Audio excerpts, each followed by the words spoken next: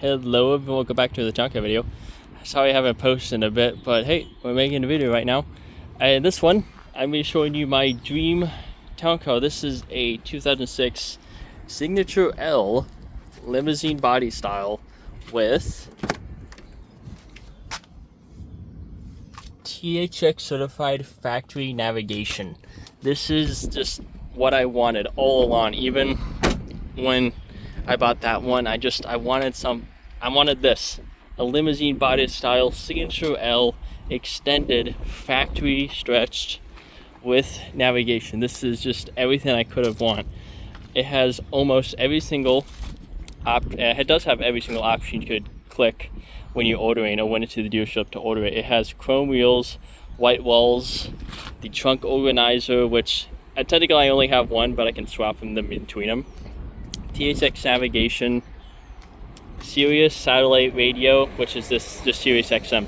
This was actually from that car. I took it off apart, removed it from this one and put it in this one. So this is arguably a bit more rare to see satellite radio with a THX certified navigation. It's absolutely amazing. It's my dream car, and I have it. I'm extremely happy. Oh, and this also has HD headlights on it. You could not get a sunroof on a limousine body styles. I'll just say the Signature L's. There's also the Executive L, but I'll get to that in a minute. You cannot get a sunroof. You cannot get them at all. If you ever see a sunroof on an extended town car, it is aftermarket. The regular full-size body sedans, Signature Limiteds, and the designers you could. I don't believe you can get them on the base Signature trim level. But as you can probably see from the video, the clear coat, especially on the top, is kind of shot. The top, I plan on repainting.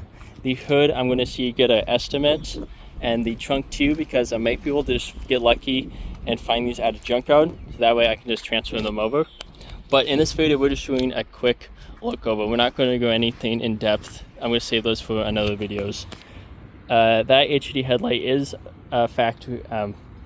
It is an OEM part, but it's an 07 part number. That one is original to the car. So at some point, somebody replaced this HD headlight with another OEM one. Hood grill's a little beat up. Plan on buying one of those. Somebody had a little oopsie there on the front bumper cover. Originally, this was a Ford marketing vehicle that Ford or some Ford executive bought, and they maybe had this in the showroom somewhere. This was shipped to Michigan, the state. It traded hands a couple times with some dealerships, but this has had about 3 owners, not including me. It has 100,000 miles. I went down to Florida to get it because that's how much I wanted this town car. I had everything I wanted, and I drove it 1,500 miles back up to, well, it's not hard to guess, Iowa, the Midwest. You can see it is missing the hub caps, the center caps for them.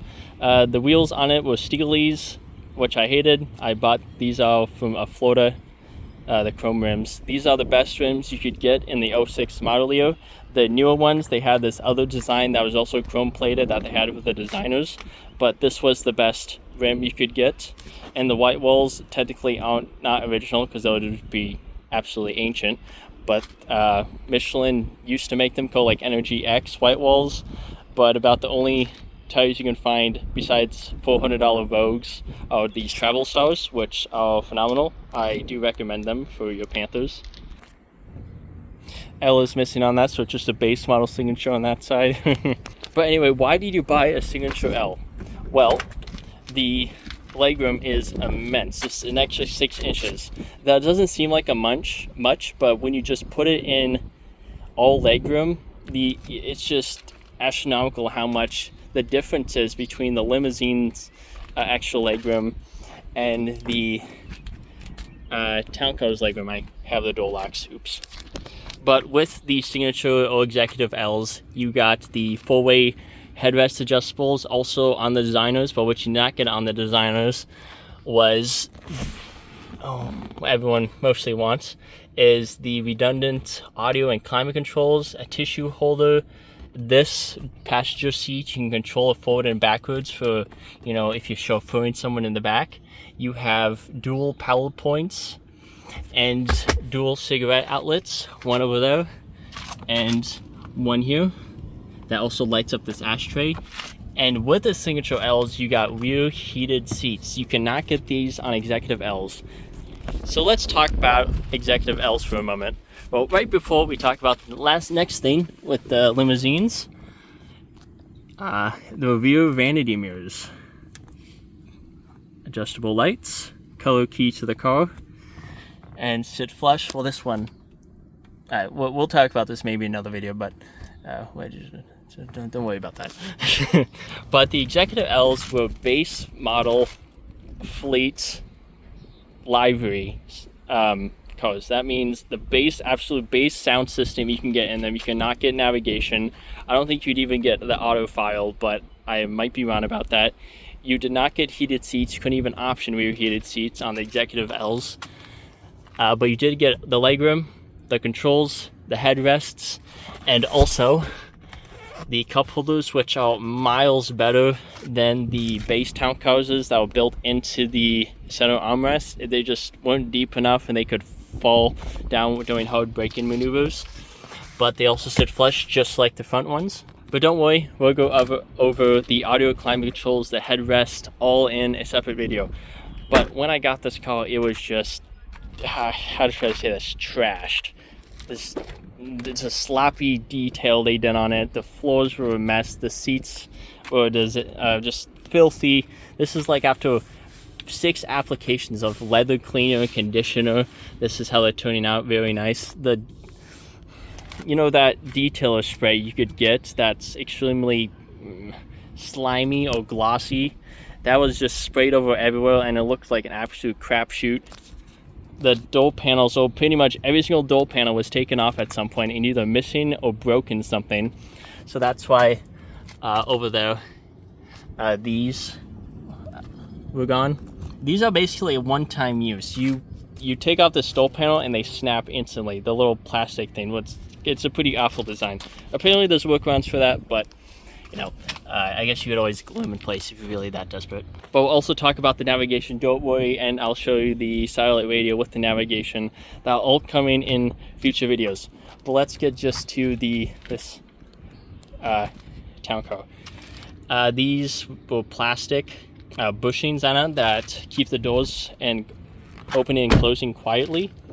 I had to put electrical tape around that, some 3M Super 88, because metal and metal contact does not sound very nice. But after I did that, they sounded a lot better. They were just sun cracked and brittled in my hands as they fell apart. I did redo all the brake system, so that includes all calipers, all the rotors, all brake pads, all the fluid flush, everything. We're also going to do some suspension work on it. So upper control arms, lowers might have to wait on a bit. I still have to inspect those. The struts I'm going to keep. The headlight I am going to get restored just like those other ones. And sorry about the video being choppy. That is me, not you. My phone, if I record over 8 minutes, it starts getting choppier, but my voice stays just fine. I will also be getting a custom license plate that says an abbreviation of Signature L, a blackout plate, so I'm hoping that'll look pretty nice, just like I have a custom license plate of this one saying Town Car on it. I had some India pronounce that Toon Car. I'm like, no, Town, T-W-N. Do you not understand that? But anyway, back to the limo. Grill is also kind of iffy. I plan on replacing that.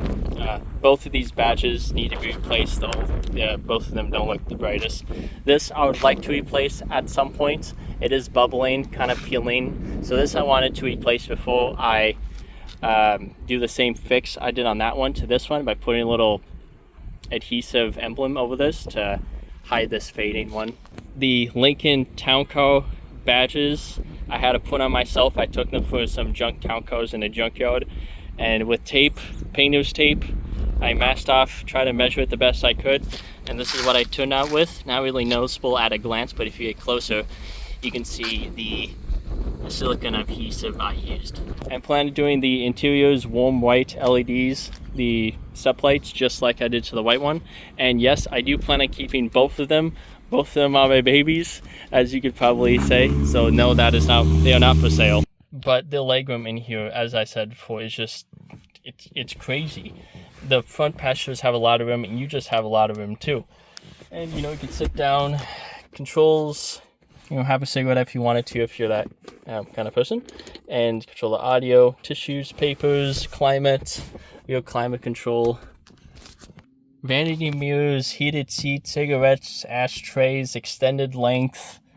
Just awesome, absolutely fantastic. No sunroof, so it's one less thing to break for some people, and another one for sound deadening, because you can have some air pass through the seals in the sunroof. These cars look just massive. I mean, those sedans, so they don't have that length of a full-size SUV. Funny enough, this is 1 inch shorter than a Grand Wagoneer L, an extended one, just an inch shorter. The amount of body overhang on these town cars is astronomically huge. My father owns a 02 Ford Windstar. The white car is longer than it, but the limos have a longer wheelbase, and the wheelbase on the limo is longer than the minivan, which I find pretty funny. Also, we have our audio controls, which I do have some things against, but hey, it's audio controls, it's awesome. I wish we might be able to do a bit certain more things. The 6-disc changer, I had to get this head unit repaired twice. One sent in for warranty, one just sent it in because the 6-disc changer didn't work, and this door was out of alignment as well. Also, just like that one, there is an interior bubbling popping noise with the automatic climate control on, caused by 2 blenders. Well, one blender and the motor actuator, which are directly connected to the plenum chamber, so this entire dash needs to come out in order to fix that. I've been having some intermittent issues with the motor not blowing out the panel. It would only blow out the floor, and I've tried replacing the EATC module, which is this thing right here, with one I originally pulled from this car. This one's actually out of the white one, but I decided to keep that one because the one that was in this car originally had some scuff marks on it. It was a lot of use somebody used on this. I ordered upper and lower intermediate steering shafts. I have to reseat the upper intermediate steering shaft steering column bearing because it has failed inspection, because there was a technical service bulletin about this, about steering shaft failure and bearings not being seated all the way. The recall was done in Massachusetts, according to when I called my Ford dealership, and I tried to convince them to do it again under like a previous inspection of something about moving this car to a state that has corrosion, you know, like a salt state, you know, one of those Iowa's Midwestern states. They wouldn't do it. They quoted me about almost $1,000 to do it. The steering columns alone, 2 of them, I could buy them OEM on Ford Pouch Giant for about $300, so I did do that. One of them didn't ship. Okay, anyway, I'm getting off topic here. We'll do it. I'll make some videos about it, but this is my dream car. In 2006 Signature L with navigation. Thanks for watching.